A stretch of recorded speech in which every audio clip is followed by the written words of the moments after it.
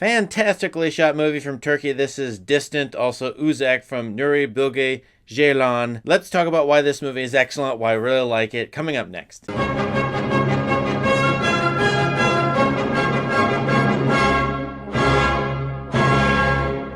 My Ceylan collection, a Blu-ray collection I have, this is Uzak, but it's also called Distant. And in this movie, they're going to be 10 to 15 different distance you're going to notice. I strongly recommend this movie for cinephiles in particular, those who like Ceylan's aesthetics. I think he loves classical literature, especially classic Russian literature. You'll see a picture of Dostoevsky up in a character's room in this movie. But he really comes into his own in this movie, his third feature, in which I think his style really develops out of his first two movies, where he was probably copying a bit too much Tarkovsky and Kiarostami, and actually acknowledges that in this movie. There's two Tarkovsky movies in here. His is a cinema of observation, let the reader view what's happening and think through what's going on within the character, their desires, and so many different rich things come out of this movie. Distant is really a tale as old as time. You have a country boy coming to the city of Istanbul, to stay with his cousin. In this case of this movie, the very first shot, very long take, he walks out of a snow-stricken valley and onto a road where he's going to be driven to Istanbul.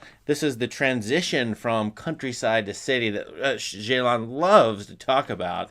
And I suppose it's a class dynamic, a social-political dynamic in modern Turkey for him. All of his movies, a city character comes to the country, a country character goes to the city. And the dynamic is an odd couple of sorts. The country boy, Yusuf, goes and stays with his cousin, Mehmet, who lives within Istanbul in his own kind of nice flat. And typical things come up here. The countryman Yusuf is smelly, as Mehmet notices. Mehmet is a man of the arts. He's a photographer, a cinematographer making movies.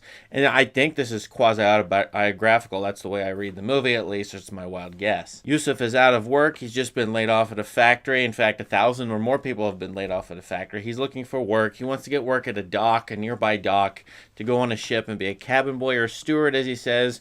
But then he looks around the city and there's no work for him, so he continues to stay at Mehmet's apartment. And of course, this kind of story, as you know, odd couple story, Mehmet's a little bit cleaner, a lot cleaner, and gets more and more upset and disgruntled with Yusuf staying in his house. And that's not all that the stereotypical country-city dynamic here brings up. You know, Mehmet is an aesthete. He's a man of arts and cinema. He's got his own wonderful study, the kind of man study that shows up a lot in Ceylan's other films as well. And that means, as a man of the city and estate, he is deceptive. I love the scene, as an early scene where he's watching the movie Stalker by Andrei Tarkovsky on his television.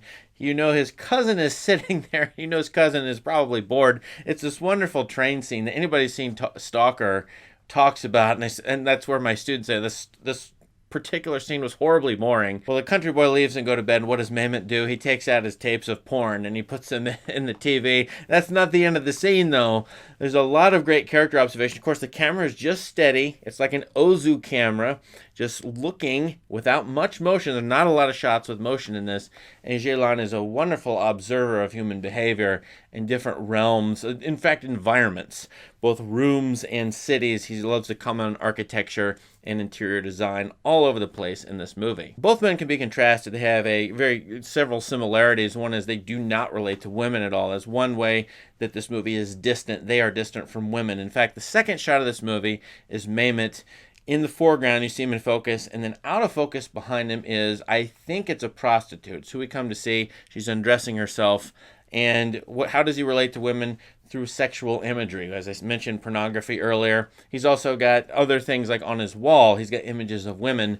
But in this movie, you don't see any of the men relate to women. In fact, kind of belittle them. Where Yusuf is looking for a woman, he probably would like a wife, but is very struggling very much with being alone. So is Mehmet. And Mehmet actually misses his ex-wife, who he kind of stalks in this movie, at least late in the movie. And he's distant from his ex-wife. Mehmet is distant from Yusuf.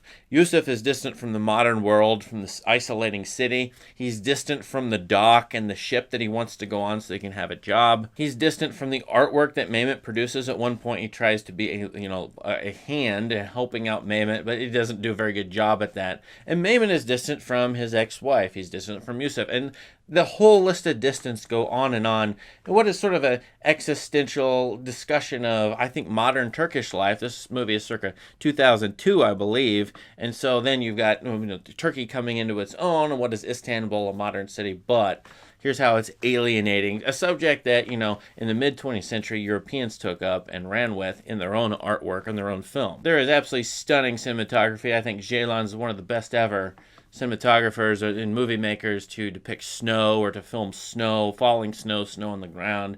It's just absolutely beautiful. It's the haunting, wintry look to the movie, the winter of these men's souls.